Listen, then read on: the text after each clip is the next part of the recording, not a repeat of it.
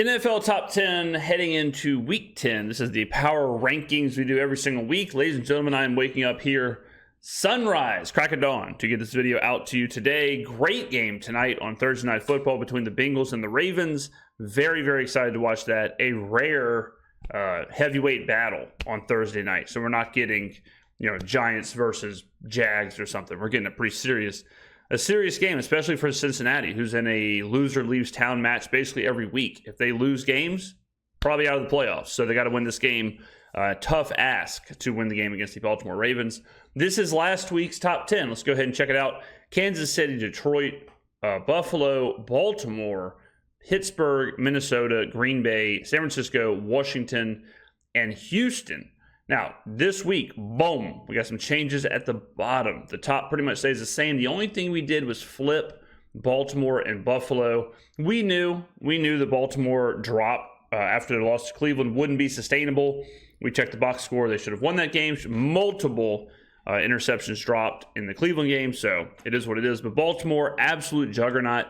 The three teams at the top, Kansas City, Detroit, and Baltimore, I think are the most sustainable juggernauts in the NFL right now. Like Buffalo is good, but Buffalo is not afraid to lay an egg. Buffalo is not afraid to just not show up. And how many times have you seen Josh Allen? I have Josh Allen on my fantasy team. I can promise you it's very common for Josh Allen to have about 70 yards at halftime. Next thing you know, he's got 320 yards at the end of the game, and he drags Buffalo to a 3-point win. So Buffalo is a little less consistent and doesn't have the horses that Baltimore, Detroit, and Kansas City have. KC, an absolute anomaly. How good are they? Who knows? But they just went. They have not lost a game in a long time now, dating back to last season. And I saw a stat where they're on like a 17-0 run, but their total combined points of victory is only like 95. Like they win close games, they find a way to win. They are a winning culture. Now I do think adding DeAndre Hopkins is a huge deal. You give Mahomes a true number one. You saw what Hopkins did against the Bucs. What Mahomes did last year with a bunch of nobodies at receiver, someone like DeAndre Hopkins might as well be Randy Moss to Patrick Mahomes. And Mahomes is having a horrible year. So this could be one of those things that kind of bumps Mahomes up and gets him back on track to where he usually is, which is scary. They're undefeated, and we're sitting here saying the best quarterback in the world is playing like garbage. Oh, but he got this number one wide receiver. Oh, and no one can beat them. Sidebar, Tennessee, as far as a franchise, Tennessee needs a little more scrutiny, right? You let Derrick Henry go, you trade DeAndre Hopkins, trade A.J. Brown. I mean, tough if you're Tennessee right now. Pittsburgh was on a bye week last week, so they do not move. They have a huge game. Well, not a huge game, but an important game for bettors this weekend. If we look at the schedule, Pittsburgh, they play the Washington Commanders. Boom. At Washington. Spoiler, love the Steelers if you can get +3. Steelers off a bye week. I think the Commanders, huge test. That'll be a really fun game to watch. So Pittsburgh versus Washington. 6, Minnesota. Minnesota stays still. Minnesota's starting to show some cracks, obviously, after their loss against the Rams. And then they get a win against the Colts in one of the most disgusting Sunday night football games you'll ever see. Joe Flacco could do absolutely nothing, but they do get the win, get back on track. Minnesota, I have a sneaky feeling, will continue to slide. I think they'll end up being a fringe playoff. Well, they'll be a playoff team, but then I would not be surprised at all if they got absolutely rolled in the first round of the playoffs. Washington moves up to 7. 1, they get a big win against a bad Giants team, is still a divisional win.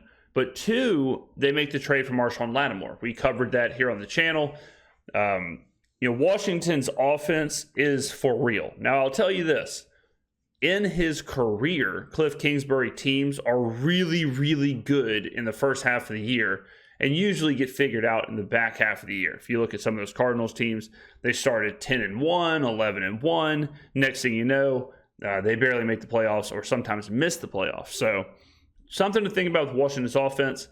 Daniels looks like the real deal as far as a like Jordan Love-esque, where you come in, immediately start, immediately see results, and you're off to the races. So I think Daniels is legitimate.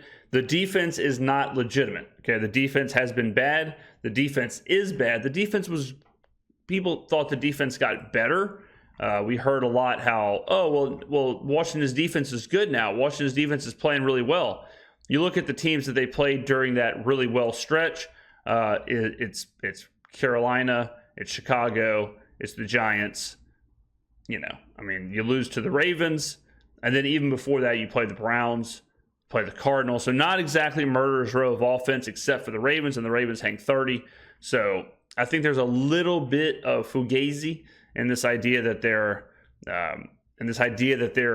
defense is all of a sudden really good. So, but getting Marshawn Lattimore is a step in the right direction. Now, it's an interesting situation because you give up so much, right? Marshawn Lattimore is a 28-year-old defensive back. You trade basically a third, a fourth, and a sixth for him, which means he ain't a rental, okay? Which tells me that they want to keep him for a while, that they want to retain his services past this year, which is interesting. So I'm assuming they have a plan for bolstering that defense moving forward. Dan Quinn. It's interesting because a lot of people tell me during the Saints head coaching search, that's lasted for exactly 3 days, a lot of people say you can't win with a defensive coordinator as your head coach now in the NFL. And I'm looking around like, why? That makes no sense at all. If you have the right coordinators, it doesn't matter who's your head coach. If you have the best offensive coordinator in the game, you can have a special teams coordinator as your head coach. Who cares? Example, Washington, Dan Quinn is the head coach. Washington's offense is way better than his defense. Washington's offense is arguably the best offense in the NFL. So how has Dan Quinn's being a defensive coordinator negatively affected the Washington Commanders? It hasn't. It's just a lazy talking point that I'm seeing way too much. So it doesn't matter if you have a DC as the head coach, an OC as the head coach. You just got to have the right coordinators. Look at Houston. DeMeco Ryans, defensive coach, as the head coach. Bobby Slowick, absolute all-star offensive coordinator. So don't fall into the trap of that. That is a lazy, lazy take. I'm seeing a whole lot.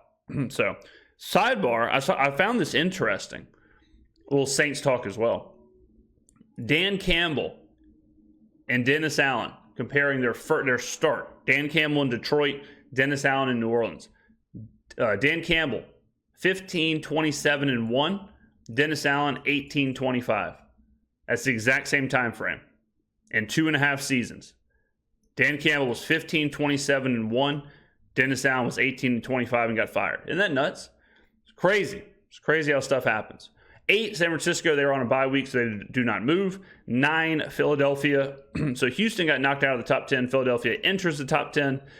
I think Houston will be a lot better once Nico Collins comes back. Nico Collins is supposed to come back this week. So I have a feeling they may jump in there at some point, but they take a loss to the Jets, my Jets, and they drop. But yeah, without Nico Collins, CJ Stroud looked kind of bad, honestly. The Texans' offense has looked bad.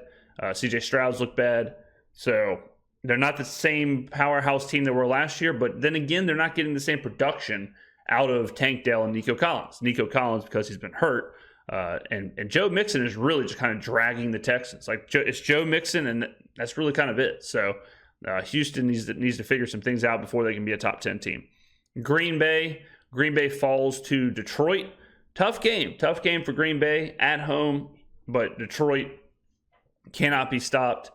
They are just incredible. Jared Goff, some of these completion stats are insane. Now, I am a little biased because I do have Jared Goff to be MVP on a Fat Daddy ticket. So if I can get that home, that would be incredible. His incompletion stats are ridiculous. He does not throw incompletions. I saw a stat where the last time he threw an incompletion to Amon-Ra St. Brown, so the last time he threw an incompletion while targeting Amon-Ra was September 22nd. That's week 3. 1, 2, 3, 4. He's won 6 weeks. 6 games without throwing an incompletion when targeting Amon-Ra. I also saw where, let's see. So he's got So since Seattle, he has, quick math here, he's got 7, 10, 13, 17. He has 17 incompletions since Seattle. 1, 2, 3, 4, 5. So over 5 weeks, he has 17 incompletions, including the Seattle game. That is nuts. That is crazy. They have more touchdowns than incompletions. Think about that. The Detroit Lions, since week 4, or including week 4, so week 4, 5, 6, 7, and 8, they have more touchdowns than incompletions. And Jared Goff, this was the game, right? This was the game where it was supposed to be, all right, he's playing outdoors. He's not good outdoors. Goff is, California guy, whatever. And then he beats Green Bay in Green Bay. He starts off, I think it was 11 for 11. He starts off. So Jared Goff's just playing on an absolute insane level when it comes to efficiency. And hopefully he picks up the touchdown numbers and the yardage numbers to get him in the conversation for MVP.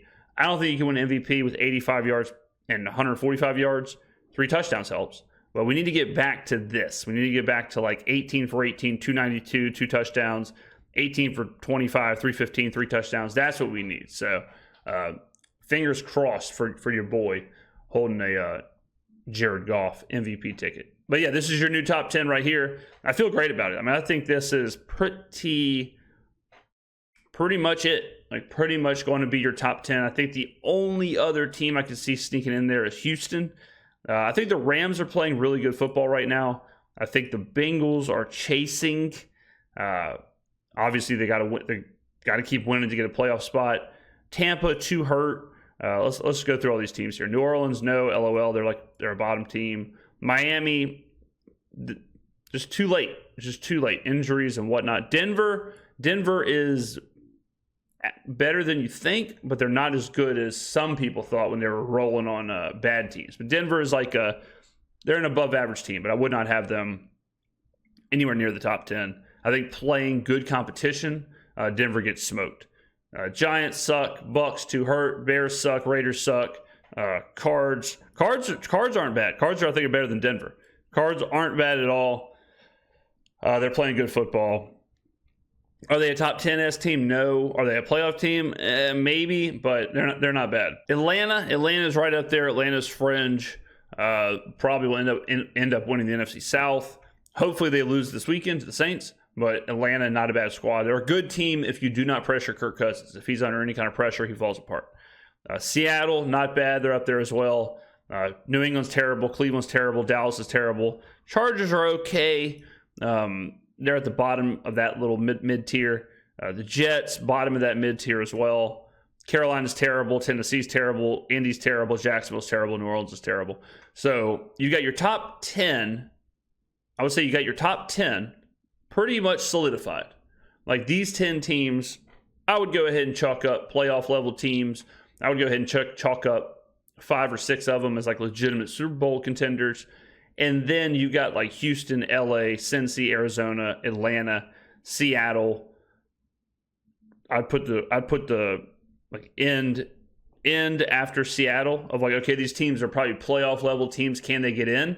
And then I would have Denver and the Chargers and the Jets as like the next batch kind of looking in. All right, ladies and gentlemen, I wanted to get this video. I made sure I get this out today. We're rocking and rolling. The engagement on the channel has been fantastic, so I appreciate it very, very much. It's been an exciting time.